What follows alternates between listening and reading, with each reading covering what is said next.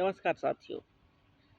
साथियों, सामाजिक चेतना में आज हम आपको फिर ले चलते हैं राजनीति की तरफ, जहां अयोध्या की लोकसभा सीट से सांसद चुने के बाद उनकी विधानसभा की जो सीट है वो खाली हुई है, मिल्कीपुर। वहां पे चुनाव होने वाले हैं और चाहे वो भाजपा के प्रत्याशी हो, चाहे समाजवादी पार्टी के प्रत्याशी हो, सभी ने अपनी तरफ से पूरी जोर दम खम के साथ तैयारियां शुरू कर दी है और अपने अपने लोगों को, अपने अपने कार्यकर्ताओं को संगठित करने का एक आयोजन कर रही है। तो इसमें हम बात करेंगे कि किस तरह से वहाँ का सामाजिक समीकरण, राजनीतिक समीकरण और आर्थिक समीकरण बैठ रहा है। जहाँ तक मैंने मीडिया को सुना, बड़े बड़े पत्रकारों को सुना, वहाँ के लोगों से जो इंटरव्यू हो रहे हैं उससे सुना, इन सभी चीज़ों की मुझे एक चीज़ समझ में आया कि वहाँ पे जाति समीकरण ज़्यादा फिट बैठ रहा है दोनों के हिसाब से, और दोनों पार्टियां ने कोई कसर नहीं छोड़ा है अपना सामाजिक समीकरण बैठाने में। अब सामाजिक समीकरण में ये हमें सोचना होगा कि समाज का हित किस दल में है, किस पार्टी में है और कौन उसका आवाज़ उठा रहा है। इन सब बातों को ध्यान में रख करके हमें मतदान करना होगा। जैसे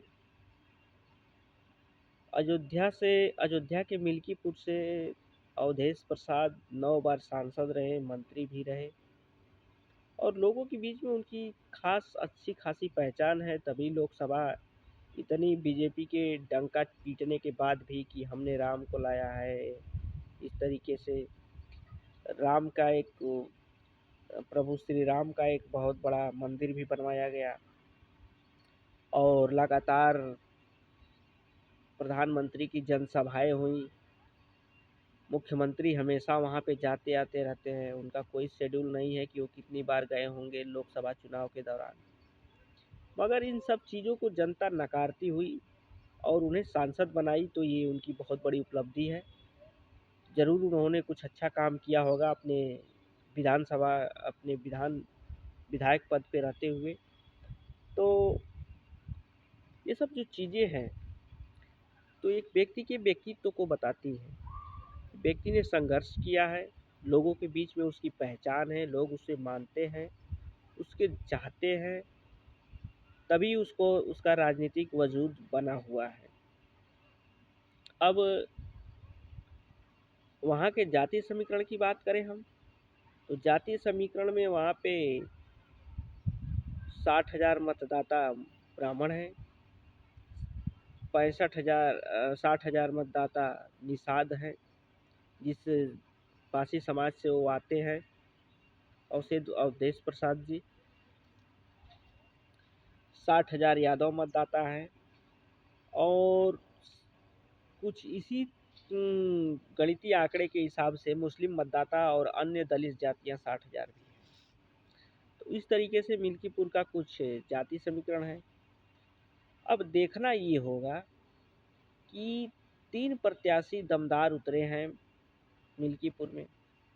यूँ तो कहें कि एक समाजवादी पार्टी के बागी नेता ही जाके आज़ाद समाज पार्टी से टिकट ले लिए हैं और चुनावी मैदान में हैं।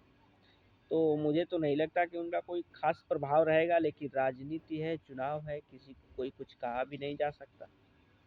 लेकिन मुख्य मुकाबला जो देखा जा रहा है वो समाजवादी पार्टी और भाजपा की तरफ से, जो दोनों ही पारसी समाज से आने वाले प्रत्याशियों को, युवा प्रत्याशियों को चुना है। तो समाजवादी पार्टी ने एक बनाया है संगठन पीडीए।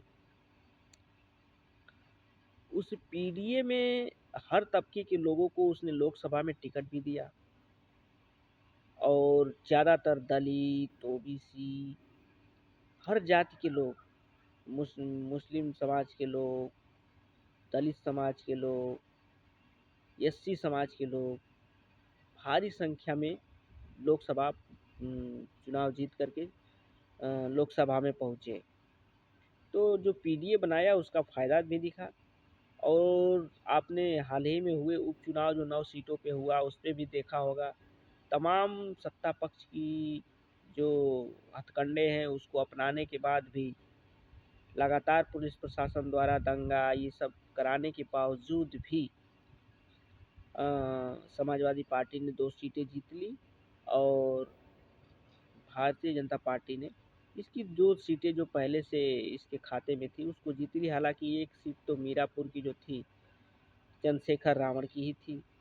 अरे उसकी सॉरी अ,